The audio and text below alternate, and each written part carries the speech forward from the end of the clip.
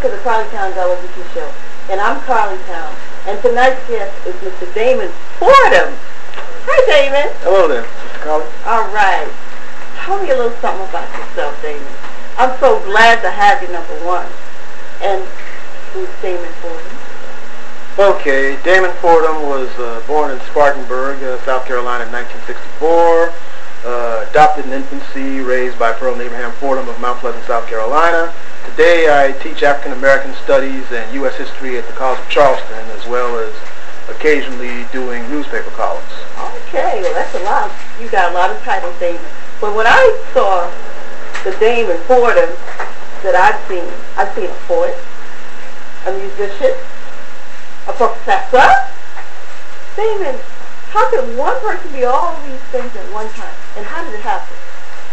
Well, primarily, growing up, I really had no idea that I would do any of this. In fact, as a child, my ambition was to be a cartoonist at one point because I was very much into drawing and things. Okay. But as I got older, I was always curious as to why we as black people, I found so many of us saying a lot of negative things about ourselves and each other, and I always wondered what was the cause of that low self-esteem among us. So I had this childhood curiosity of it, and very unfortunately I had a father who was very into history. He was born in 1922 and died in 1985, and he would tell me stories about the Great Depression, the World War II, which he participated in, and the Civil Rights Movement, plus exposed me to watching the news on television. And a lady who my mother boarded with, who we used to call Aunt Pauline Shepherd, she used to give me Life magazines and Time magazines and such to read from. So that started me from an early age to become interested in the world around me. Okay, that's wonderful. And you know, you said Life magazine. So from those magazines, you saw a lot of things, and you've taken those things in your life now, and you utilize them. Tell me how important it is to find things to read and to gather and to be outside the world that you're in and be into another world by reading. Tell me a little bit about that. Well, the reason why that is so important is because say that you happen to grow up in a home and in an environment where you may not be surrounded by positivity or by people who tend to be very knowledgeable about the world or anything of that sort. See, one of the great things about the country that we live in is that we have free libraries. Oh, right. That's wonderful. That a child who would live in the most remote rural area, inside of the perhaps most crime-ridden or poverty-stricken areas, may be able to go to libraries and learn a little bit more about the world around them. But along with that, if they don't have a positive or intelligent adult in the home or within their neighborhood, then it is their duty to search for these type of individuals, whether it's in the school, the neighborhood, the place they worship, or wherever they may be. Okay. And I understand from hearing about you and seeing you in the community, you've worked. When I first met you, was at Avery. That's right. Research Center. Right. You were doing something with some kids. Correct. Tell me a little bit about that program. That was the Avery Scholars Program. Okay. That was a program that we had at the Avery Research Center, which is still going on there, I should add, where they took children from Charleston's inner city. And we taught them about their history, their culture, and basically how to present survival skills along with that. And that was so necessary because on one occasion we were speaking of having a black lawyer to speak to the children. And one young lady who was 10 years old, who lived in the East Bay Projects, and she actually told me that black people could not be lawyers because all we did was shoot and kill each other and take drugs.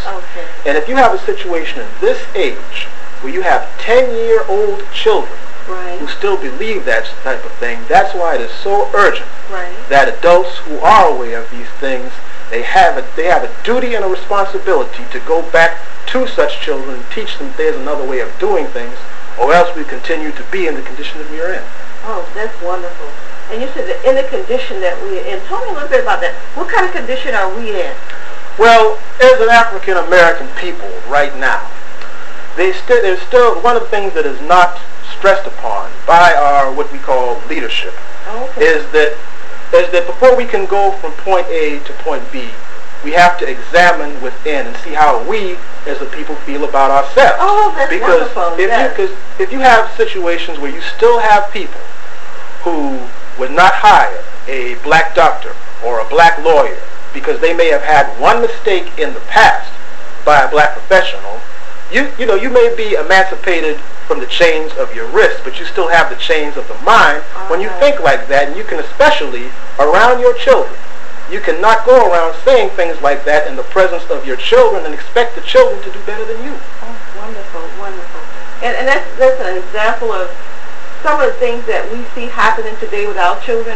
Do you think that's happening in a home where parents are not giving enough positive feedback, or we don't have enough positive images on the TV? Do you find that a problem? It's a combination of things. Because not only do you have, like, many parents who may be embittered because of the condition that they're in, expressing that bitterness in the presence of their children and inflicting them with that. You also do have, particularly now, you have these various talk shows and these court shows where, even though the hosts and hostesses may be people of African descent, the majority of the people that you find with the dysfunction on these shows are of African descent. You have the children watching adults quabble with each other over having unfaithful relationships and these type of things. And if the child is not in a home where they see the parents actually in love with each other, instead of screaming at each other and airing all of this business on national television, what type of image will that child have, not only of his or her people, but his or herself? So therefore that thing has to be rectified by people who are positive, being able to connect with these children to show them that there's a better way. True. Well, I agree with you. There is a lot of things that we as people can do to make the world a better place to live. But as things move on and the world changes, and we have a lot of changes going on today in this world. What can we do? I mean, I believe that, in my own belief, is that if we just all get together and dialogue, things will be better. How do you see, from a historical perspective, what's happening? How can we all get together to do something to make it better? Well, it has to start with people who have not yet been indoctrinated into a hopeless way of thought, because one of the most inspiring stories that I've ever studied in history was of this individual by the name of Ben Zakkai, who was of the Hebrew people back in the days of the Roman Empire. Because if you remember, there was a time, and even most of the religious texts speak of, that they tried to wipe out the children of Israel at one point. But there was this rabbi by the name of Ben Zakkai who went underground for a long period of years while they were destroying his people in Jerusalem. He taught the children the Hebrew culture, and by the time the occupation of his people ceased several years later, those children went back above ground and spread the teachings of their people for future generations. See, this is what we have to do. I'm not speaking here of segregation or anything of that sort, or any type of race-based nonsense. I'm just saying that adults who are positive, who are of goodwill, and I'm not speaking of people here who have advanced degrees or anything like that. That's nice, but it's not a requirement. You just have to be of the pure of heart. Just like you had these elders back in the day who may not have been able to put a verb or a noun together, but they were able to teach children values and teach you how to be a good human being. That kind of thing. If all the people of that like mind get together with these young people and instill them with that poverty before they're old enough for the negativity, then things can progress. Because I'll give you a case in point. I was adopted, right? When I was 10 years old, my parents took me aside and said, look, before you are old enough to understand, I want you to realize that while you are our child, you are not ours by birth.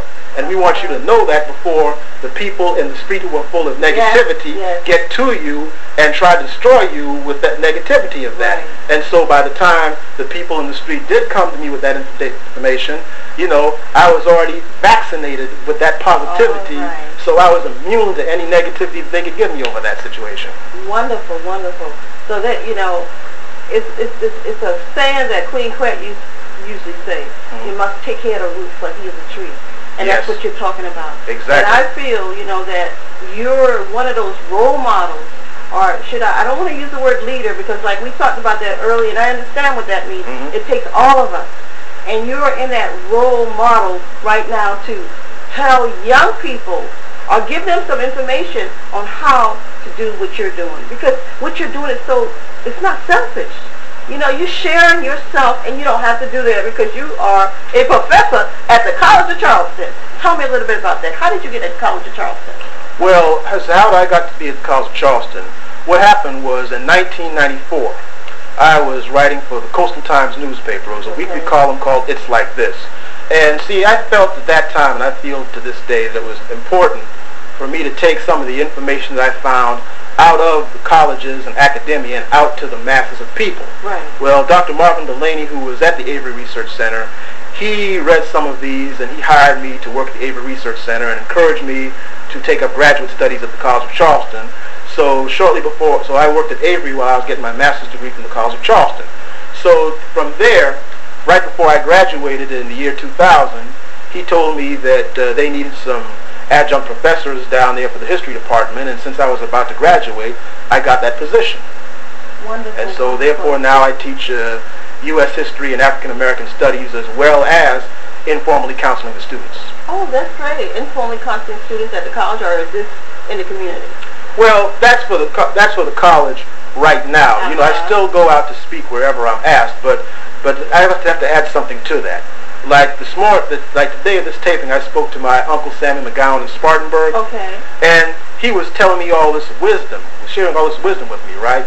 And I said, and I complimented on that. He said, well, I'm just talking. I said, yes, but see, as you talk, it's important that after your generation is gone, that I spread that to the next generation, so that when I'm gone, they can spread it to the next generation, and the knowledge will continue. Exactly. And you know, that is so important that you think that way. Again, I emphasize on that because there's so many young people that do not understand what it takes for us to get where we need to go.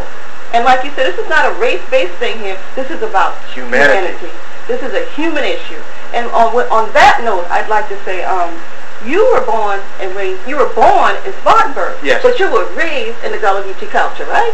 Pretty much, yes. Pretty much. Tell me a little bit about your mother. Not your birth mother, but your mother that you say you lived in Mount Pleasant.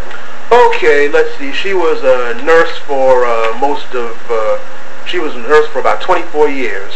She married my dad in 1960, was his second wife. My dad was a teacher at the old Lang High School in Mount Pleasant. And so she's 79 years old, so in 1995 I moved back home to pretty much take care of her. That's wonderful. That's wonderful. And I see here we have a paper, because the place that I first met you was in the Chronicle, because you do a lot of poetry, and I love poetry. And when I read it, I was like, oh, there's a deep brother here. But I also see that my husband brought this to me around February 21st, 2001. They had a picture of you in the Chronicles, and you received the key to the city of Spartanburg. Now tell me, what brought that on? That was due to the fact that I'd written several articles dealing with the African American history of that area and chronicling that. And what happened was I did a lot of work with some of the youths up there. Whenever I would go back up there, I would do storytelling and play the harmonica and the like. And so once I started to appear in some of these documentaries on SCE TV and the like, Mayor Talley, who was the first African American mayor up there, he basically gave me that award after I spoke at USC Spartanburg to the African American community up there about their role in black history, because Spartanburg was the home of a lot of blues and gospel singers, as well as having the Negro Civic League back in the 30s, fighting for equal rights and successfully winning cases. So after I finished that speech, Mayor Talley presented that award, and it was especially an honor being that Mayor Talley happened to have been the first African American mayor of a city with only 1/5 of a black population. Wonderful. Do you see yourself as bridge linking up people from all over? Do you see yourself as there's a connection for other things, the bridge?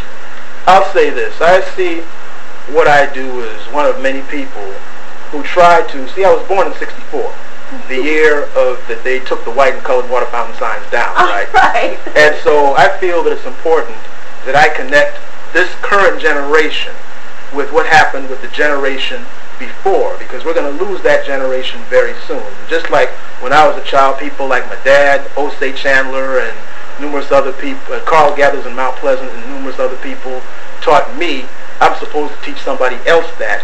And so they're supposed to, in turn, once I'm gone, teach that to other people, so that link goes on. Oh, that's wonderful. That is so wonderful. Damon, there's so much that you have to share with the listening audience. I just would like for you to eventually come back and talk to us again. Now, before we leave, you know I'm going to ask you about a little bit of music, because I didn't tell you all, but he's also a musician. But I need some backbeat before I can do that. All right, what's the backbeat? You know, some... okay, can I get a little backbeat from the back, you know, you know, a little bit of drumming, if you don't mind. Okay. We're going to come right back, and when we come back, we're going to open up with Damon playing a little harmonica for us, and we're going to have another guest come on, Mr. Wendell Knowles. Thank you very much.